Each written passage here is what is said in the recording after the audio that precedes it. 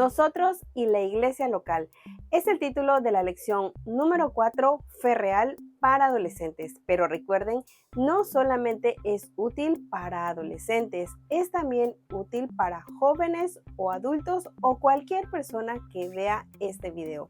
Tiene temas muy interesantes que nos sirven para sobrellevar nuestro día a día en esta vida. Vamos a comenzar con la ilustración inicial que se titula ¿Una fuente o un jardín? No se despeguen ni un instante y presten muchísima atención a cada sección de esta lección para que podamos comprender la enseñanza que tenemos para esta semana. Un joven paseaba por un parque cuando notó un curioso jardín enmarcado por un pequeño muro de ladrillos de unos 70 centímetros de altura. En él se veían diferentes tipos de plantas, arbustos y flores. Del centro del jardín surgía una especie de bebedero para aves del que salía un chorrito de agua. Al joven le pareció un tanto extraño encontrar semejante jardín con un bebedero para aves. En el lugar había un jardinero que recogía hojas secas y estaba limpiando el lugar, de manera que el joven decidió conversar con él. ¿Cómo estás? Muy bien, gracias, replicó el sonriente jardinero. Hábleme un poco de este jardín. ¿Hace mucho que fue creado?, preguntó el joven con curiosidad. El jardinero sonrió y asintió con la cabeza. Este jardín ya estaba aquí cuando comencé a trabajar y ya han pasado 13 años de eso. Pero lo curioso es que cuando lo hicieron no era un jardín. ¿No? ¿Cómo es eso? Bueno, permítame contarle, respondió el jardinero. El año pasado yo estaba limpiando la base de los ladrillos y descubrí una pequeña palanca oculta en su base. Yo no tenía idea para qué era, de manera que tiré de ella y entonces comencé a escuchar un sonido de agua en circulación. Si bien no veía salir agua por ninguna parte, la dejé abierta y me fui. Cuando regresé una hora después, el agua se estaba derramando en el centro del bebedero para las aves que ve allí. Me acerqué y comencé a excavar hasta que un chorro de agua surgió repentinamente como si fuera un geyser. ¿Qué ocurrió entonces?, preguntó ansioso el joven. Bueno, llamé a mi supervisor para preguntarle qué debía hacer. Él se rió cuando le conté lo que sucedió y me dijo que el jardín había sido una fuente en el pasado, pero que en algún momento dejó de tener esa función y se fue llenando de malezas y de césped. Con el tiempo se fueron depositando tierra y escombros y llegó el día cuando todos olvidaron que era una fuente y finalmente se convirtió en un jardín. Este es un hermoso lugar para una fuente de este tamaño. ¿Por qué la abandonaron?, preguntó el joven intrigado. Yo también me pregunté lo mismo. Incluso me ofrecí para sacar toda la tierra y convertirla de nuevo en una fuente, pero parece ser que ya nadie está muy interesado. Sin embargo, a mí se me ocurrió dejar un pequeño chorrito en el bebedero para las aves por si cambiaban de parecer, concluyó el jardinero. Qué triste que no les interese, respondió el joven. El jardinero miró el jardín que debió haber sido una fuente y dijo: es curioso, pero en 13 años es la primera persona que me pregunta por esta fuente. Digo, jardín. Mi opinión. En cierta iglesia, un pastor quería reafirmar el compromiso de sus feligreses, de manera que les envió una carta muy bien redactada con un mensaje positivo y espiritual que contenía el siguiente desafío. El próximo mes tendremos una serie de evangelización durante el servicio de adoración en la que todos los que quieran pertenecer a esta iglesia podrán expresarlo, ya sea suscribiendo su compromiso con las doctrinas y la misión de la iglesia en el boletín o dando su testimonio públicamente durante el culto. Quienes por alguna razón sentían que no querían hacerlo, podían, sin embargo, seguir participando de los cultos de la iglesia. No obstante, para llegar a ser miembros tenían que declarar públicamente su fe y estar dispuestos a practicarla. ¿Qué tipo de reacción creemos que hubo en esa iglesia? ¿Cómo responderíamos nosotros ante una carta semejante?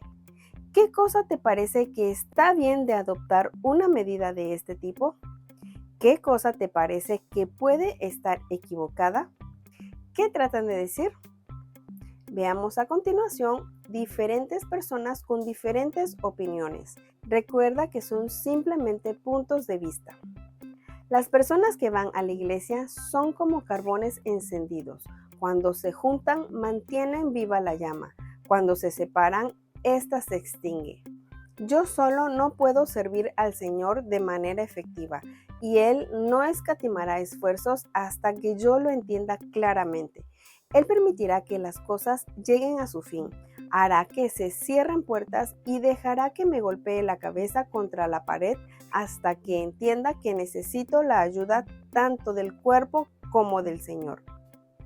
En la unión está la fuerza, en la sociedad la debilidad.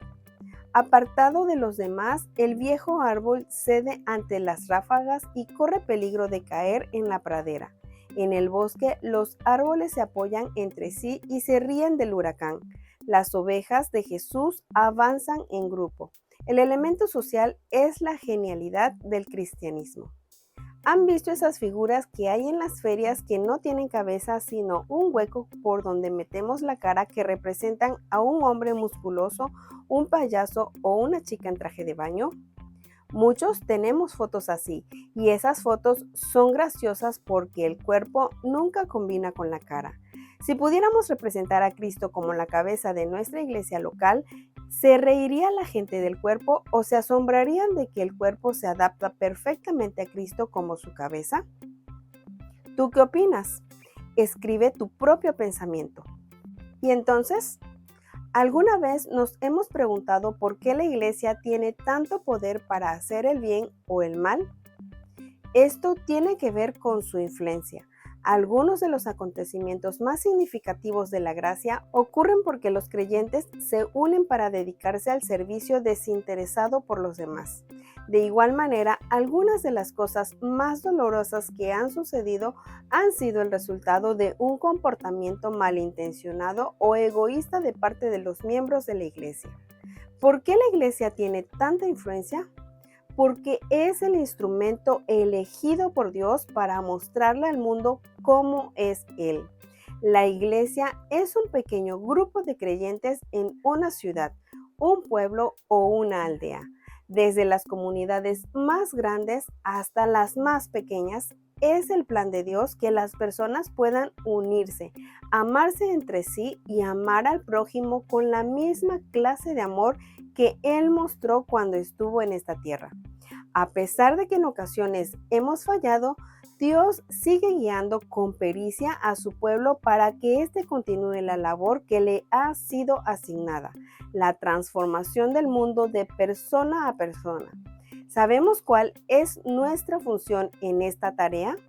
Dios dice: pero cuando el Espíritu Santo venga sobre ustedes, recibirán poder y saldrán a dar testimonio de mí en Jerusalén, en toda la región de Judea y de Samaria y hasta en las partes más lejanas de la tierra. Y a los extranjeros que se entreguen a mí para servirme y amarme, para ser mis siervos, si respetan el sábado y no lo profanan y se mantienen firmes en mi alianza, yo los atraeré a mi monte sagrado y los haré felices en mi casa de oración. Yo aceptaré en mi altar sus holocaustos y sacrificios, porque mi casa será declarada casa de oración para todos los pueblos. Yo, el Señor, te llamé y te tomé por mano, para que seas mi instrumento de salvación. Yo te formé, pues quiero que seas señal de mi alianza con el pueblo, luz de las naciones. Quiero que des vista a los ciegos y saques a los presos de la cárcel, del calabozo donde viven en la oscuridad. Evita que te desprecien por ser joven, más bien debes ser un ejemplo para los creyentes en tu modo de hablar y de portarte, y en amor, fe y pureza de vida. Mientras llego, dedícate a leer en público las Escrituras, a animar a los hermanos y a instruirlos. No descuides los dones que tienes y que Dios te concedió cuando por inspiración profética los ancianos de la iglesia te impusieron las manos. Sometió todas las cosas bajo los pies de Cristo y a Cristo mismo lo dio a la iglesia como cabeza de todo, pues la iglesia es el cuerpo de Cristo, de quien ella recibe su plenitud, ya que Cristo es quien lleva todas las cosas a su plenitud. ¿Qué tiene que ver conmigo? ¿Qué opinión tenemos de la iglesia a la que asistimos cada sábado? Es un lugar en el que nos sentimos amados, alimentados espiritualmente y en el que tenemos un papel importante que cumplir para dar a conocer el amor de Dios al mundo. Así es como debería ser la iglesia, pero los cristianos son seres humanos y nuestras iglesias no siempre alcanzan este ideal. Así como nosotros no somos perfectos, la iglesia tampoco es perfecta.